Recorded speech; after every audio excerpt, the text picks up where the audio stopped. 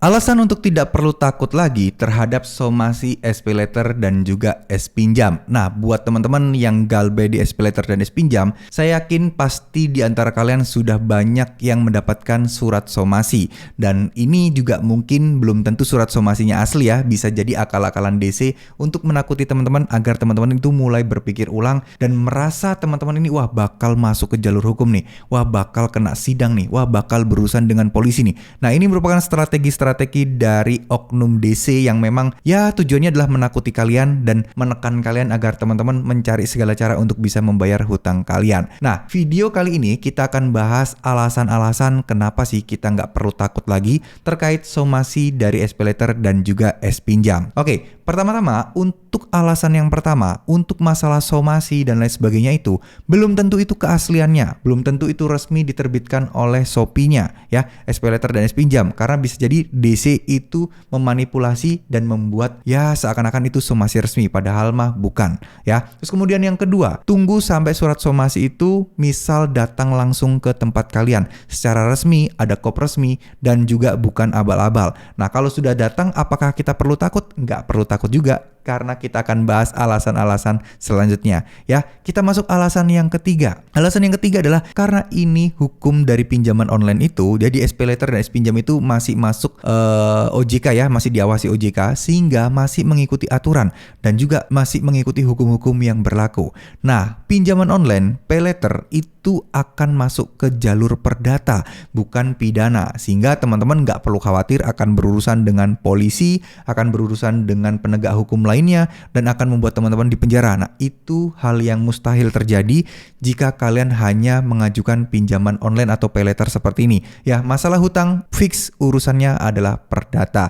Jadi nggak bakal mungkin teman-teman bisa masuk penjara karena hal ini. Alasan yang keempat adalah karena teman-teman tidak perlu pusing bakal masuk sidang atau masuk ke jalur hukum. Karena balik lagi, untuk memproses nasabah gagal bayar pinjaman online ke jalur hukum itu bukan semudah yang kita bayangkan. Tapi ada beberapa faktor, ada beberapa step by step dan tahapan yang harus dilakukan oleh si pinjol tersebut untuk menuntut kalian ke jalur hukum. Ya, semisal mungkin harus mendatangi kota kalian, mengajukan gugatan ke pengadilan negeri, terus kemudian menyerahkan bukti-bukti, nanti akan ada proses surat panggilan dan lain sebagainya. Yang mana ini tentu saja prosesnya panjang dan juga perjalanannya juga nggak mudah. Nah, inilah kenapa saya bilang hampir sedikit sekali dan jarang banget pinjol-pinjol itu membawa nasabah gagal bayar ke jalur hukum. Nah ya, terus kemudian yang kelima, DC dari SPayLater dan S-Pinjam itu nggak banyak kok, masih di area Jabodetabek aja dan kota-kota besar lainnya, dan itu pun nggak banyak. Masih banyak yang belum ditengin dari DC SPayLater atau S-Pinjam.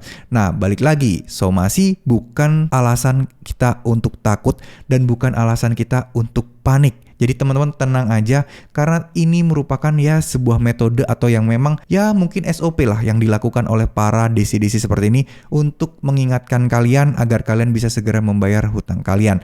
Ya, dalam tanda kutip memotivasi kalian agar teman-teman bisa segera membayar hutangnya. Ya, entah kalian memotivasinya itu karena termotivasi atau karena takut. Ya, itulah tujuan mereka. Mereka nggak peduli. Yang penting kalian bisa bayar utang mereka atau tidak. Udah itu aja sih niatan mereka sebenarnya. Oke, jadi pada dasarnya ya dengan mendengar 5 alasan ini harusnya teman-teman tidak perlu takut lagi terkait masalah somasi. Masalah DC bakal datang, masalah DC nanti gimana-gimana ke kalian, nggak perlu takut lagi ya. Karena ini urusannya fix murni perdata.